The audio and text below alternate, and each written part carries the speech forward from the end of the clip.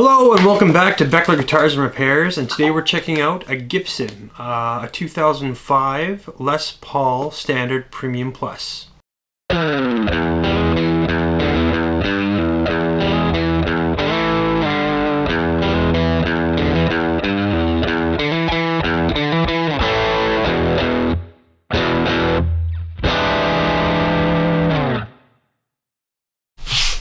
Okay, so picked this one up locally, went and tried it out, and it was in great shape, so I picked it up. What's really nice about this era of Gibson case, I just want to focus on the case for a second. Really well built, very sturdy cases. They got that faux alligator skin, snake skin top. These are the TKL cases made in Canada, and really great cases. They're considered to be one of the better Gibson cases ever made. They have this really nice kind of leather handle that usually sticks up to a lot of abuse, and usually you don't see these handles coming off very easy, and these cases typically take a beating and still make it through. Someone has set the combo lock to 666. I like that. Okay, let's open it up. So this guitar is a 2005, and it's a Les Paul Standard Premium Plus. Wow, look at that top. And it just dances in the light too. So really cool top, really nice wide quilty flame. And it's all over the place, so really stunning top on this one. Cool. So the 2000 to 2005 area, a little bit of 2006, is considered the new golden age of Gibsons. The wood quality was just super high in those years. You see some really amazing tops, just like this one.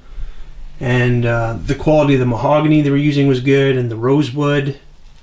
And this was before they started doing some of the modern weight relief, like the chambering. So this is like the traditional 9-hole weight relief. And a lot of these guitars have solid one-piece backs. This one does have a one-piece back, and this is before they were doing any of that circuit board stuff, so it's all hand-to-hand wiring. So yeah, these guitars are going up in value. So any like 90s era Gibsons or between 2000 and 2005 are kind of going up because people are recognizing how great they are. And this one's in really nice condition. A couple like slight scuffs in the finish, like handling marks, picking marks, but no chips, dents, or dings anywhere. I did notice a slight bit of checking over by the control knobs here, but it's really hard to catch. You gotta catch it just right in the light to be able to see it. And yeah, rosewood fingerboard. And the Clouson style tuners. Yeah, just a great looking guitar. Let's have a look at the back quickly. And this one has the Burstbucker Pros in there. So really nice pickups too. Those are the Alnico 5 magnets in those. And yeah, just a one-piece back. Sometimes standards will have a two-piece, so like you see a seam line in the middle. But this is made out of one nice chunk of mahogany. And it's got some really nice grain pattern in there too, really nice and wavy. There's a little bit of buckle worming on the back. So the difference between buckle worming and buckle rash is worming is just slight indentations in the finish. You can kind of see it looks like kind of a little bit of worming, like worms in the nitro, where the rash has worn right through and you can see the wood. So that's the difference between worming and rash. It's also got a one-piece mahogany neck. And there's our serial number. We can see it's 2005.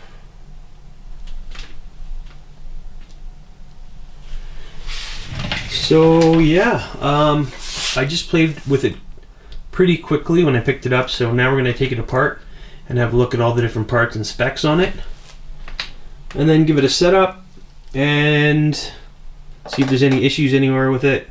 and then we're going to plug it in and see how it sounds. Alright, so this guitar is weighing in at 9 pounds, 8.5 ounces. So yeah, it's got that traditional 9-hole weight relief, so it's pretty hefty.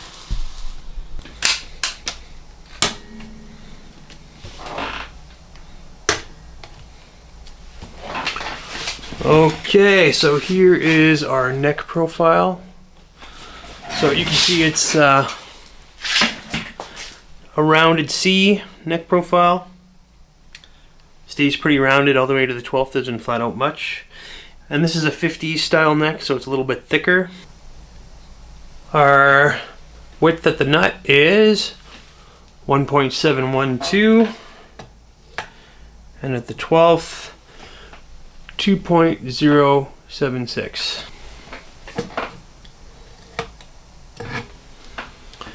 First fret neck depth is 0.81, the first fret, and at the 12th,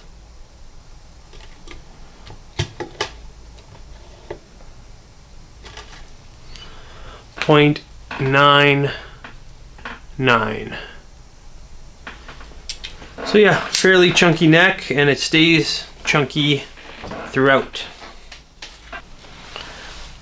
Okay, so we're checking out the Burstbucker Pros, and the bridge pickup is reading 7.89. Just make sure everything's maxed out there. And the neck is reading 7.41, and the middle 3.82.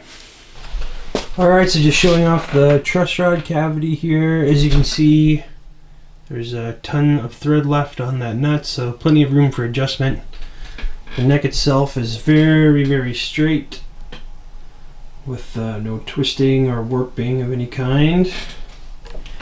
And condition wise, I did notice some of the lacquer is lifting just a touch on some of the machine heads, which is pretty common. Anyway, not much else going on there. A couple little scuffs, but as far as dings and stuff goes, pretty good. A little bit more lacquer lifting there. I ran the fret through the buffing wheel really quick, so they're nice and shiny and smooth. There's actually no sign of pitting or wear even, so very nice condition on the frets. Really nice looking rosewood on the fingerboard, nice and dark. And we've got all of our binding. There's no gaps or spaces in between any of the binding, which can happen sometimes. And yeah, our top is just really, really nice. It looks great from different angles. You can see a little bit of that checking I mentioned earlier. Kind of like right there. And a little bit right here. It's kind of hard to capture on camera, but there we go. Yeah, there's a few little checking lines there. Nothing to worry about, but they're there. And as far as the back goes, really nice condition. Not a lot of marks anywhere on anything.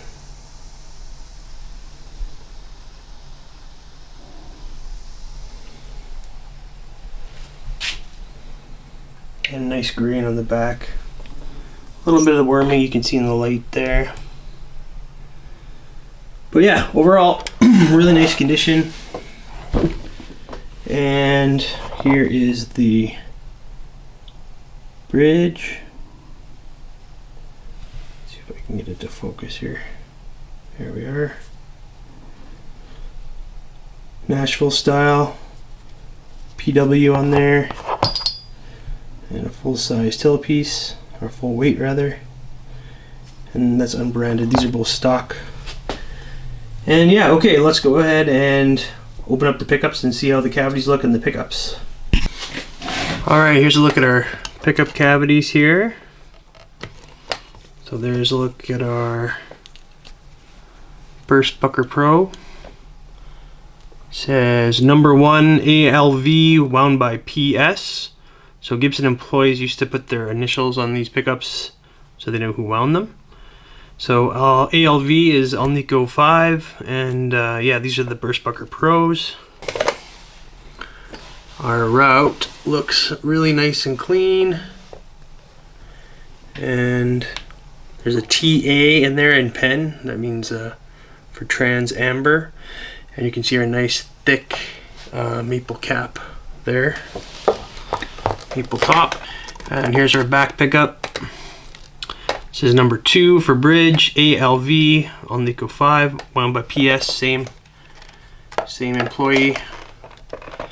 And here's a look at the inside. It says LPS Plus. So that stands for the Les Paul Standard Premium Plus.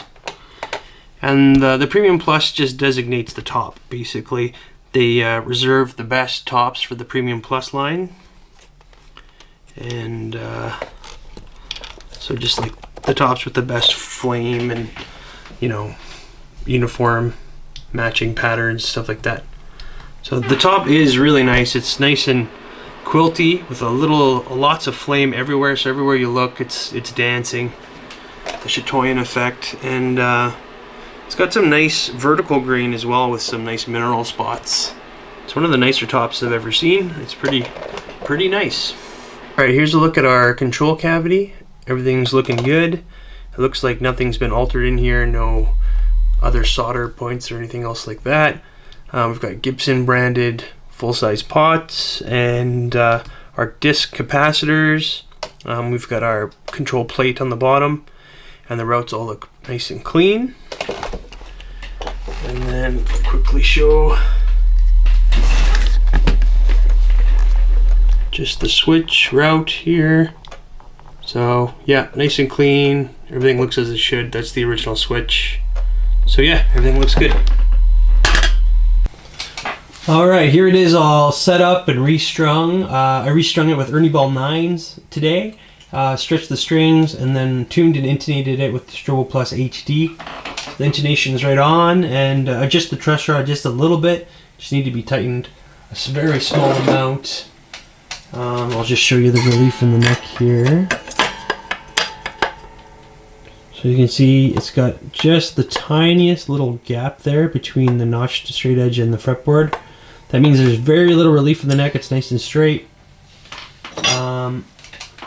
Then we can look at the 3rd fret here and see when I fret the 3rd fret, the strings here are just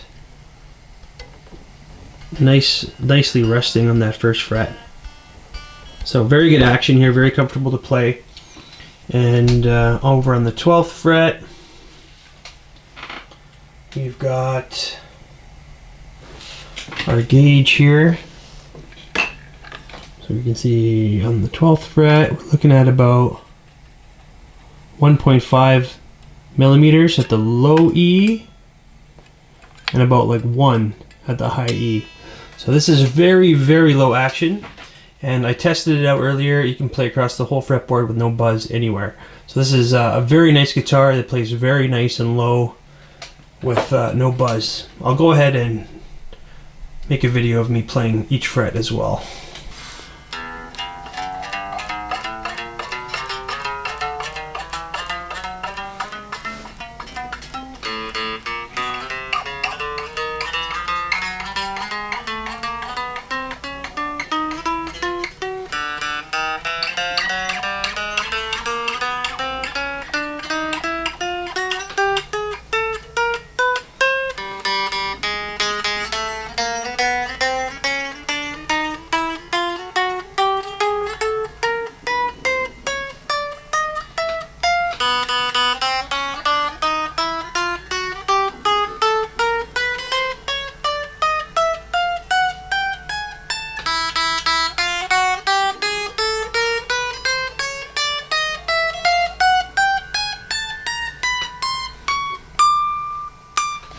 So yeah, very nice, very low action, and no hint of buzz anywhere. Great. All right, we're all ready to plug this thing in and see how it sounds. Okay, here I am. I'm plugged into my 65 Deluxe Reverb reissue. I'm using the Bugera PS1 Power Soak. I've got my volume set to about 3, my trebles at 4.5, my bass is at 4.5, my reverb is at 2.5, and I have no pedals on, just going through the guitar sound. So we'll start off with some clean, and then I'll put a little bit of distortion on there, and we can see how it sounds.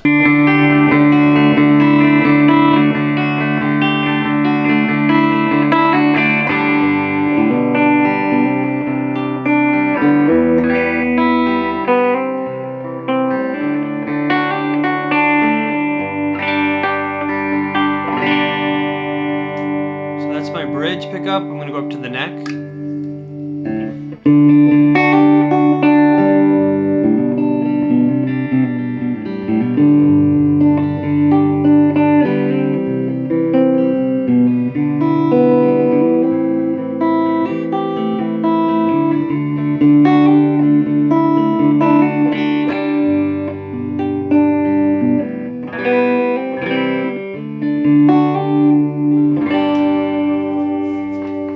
Alright, let's try the middle.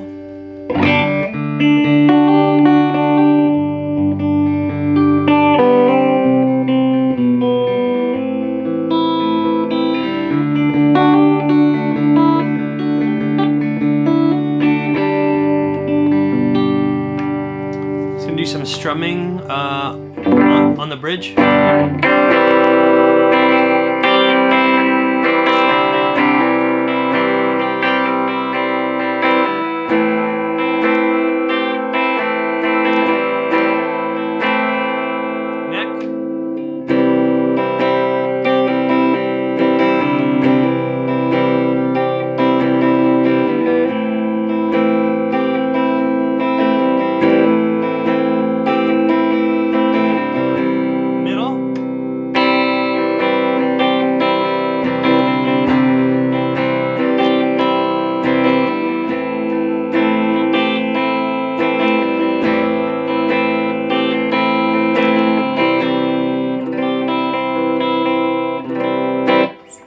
Alright, so yeah, it sounds really nice, clean.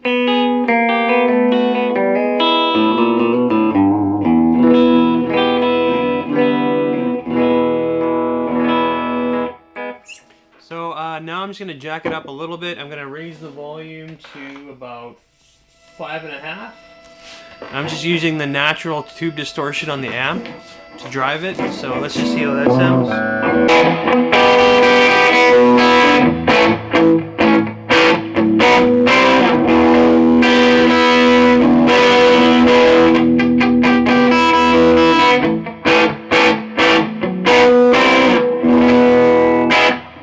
Alright, let's try the neck.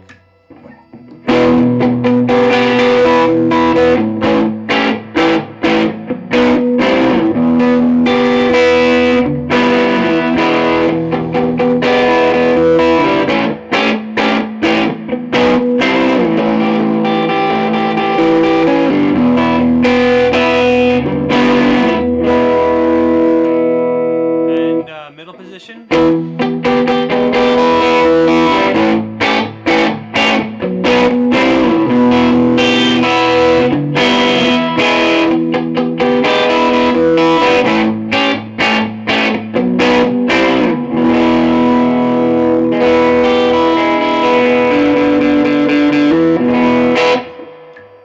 Back to the bridge.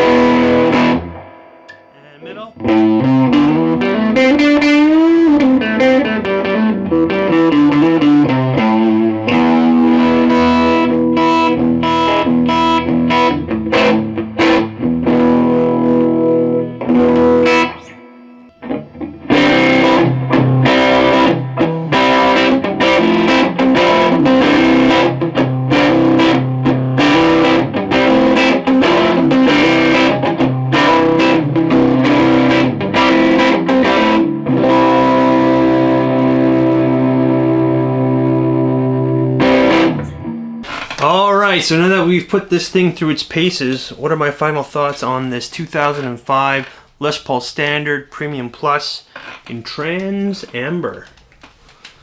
Well, besides being a stunningly beautiful instrument that I cannot find a fault on anywhere in terms of how it's made and craftsmanship, there are some checking marks by the knobs here as far as condition wise goes, and a few minor finish scuffs and handling marks, pick marks, a little bit of that standard lacquer lifting kind of by the machine heads. Yeah, it's a really nice guitar. The top is gorgeous. It's got that one-piece mahogany back. It feels great. It's substantial. It's a little bit heavy, like 9 pounds, what, 8.5 ounces? A little heavy, but it feels great in your hands, like substantial, like it's just a nice high quality Les Paul. I really like the neck. It's that 50s style neck, a little bit thicker, and it plays great. Super low action, which is what I really like, even with 9s. So it bends great, intonated well. The Burstbucker Pros sound awesome. These are my favorite set of humbuckers by Gibson. I even like them better than custom buckers, which are on the custom shop guitars. I don't know, there's just something about them. You can't make them sound bad. They sound great, clean, and they take distortion well, and they're just great pickups. If you happen to find a set of Burstbucker Pros, grab them, because they're gonna sound great in anything you put them in. So yeah, I can see why these guitars are, becoming more and more sought after, because I've played a few of these. Actually, my number one is a 2002 Les Paul Standard Premium Plus, and that guitar, not much can touch it. This is close. This is very close. The one thing I like better on my 2002 is someone actually refretted it. So unfortunately mine doesn't have fret nibs, but that doesn't really bug me because I've got stainless steel frets on that thing, and it's just so easy to play, so easy to bend. It just plays buttery smooth. This is really nice though. So yeah, just a monster, nice quilty, beautiful top on this. Plays and sounds great. It's got that awesome old school Gibson case that has the awesome handle and the combo lock and the crocodile skin. That's also in great shape. It comes with the original pickguard that's never been mounted. That's in the case as well, along with the owner's manual. And yeah, fantastic guitar. If I already didn't have that 2002 in Trans Amber as well, I would definitely be keeping this thing, but I can't really justify owning two. So yeah, anyway, enough of me gushing about this guitar. It will be available on the Reverb page, and that will be in the description, so if you're interested, go have a look. And if you're able to find one of these golden era Les Pauls, from anywhere from like 1990 up to 2005, the 90s ones are great for different reasons. The 2000 to 2005 models are known for their really high quality wood and craftsmanship. They were really putting them out really nicely in that era. Go ahead and grab it, because it's going to probably go up and up in value, as they already have, and people are just going to keep wanting them because they're fantastic. Alright, so that'll be it for today. Thanks for tuning in to Beckler Guitars and Repair, and we'll see you next time.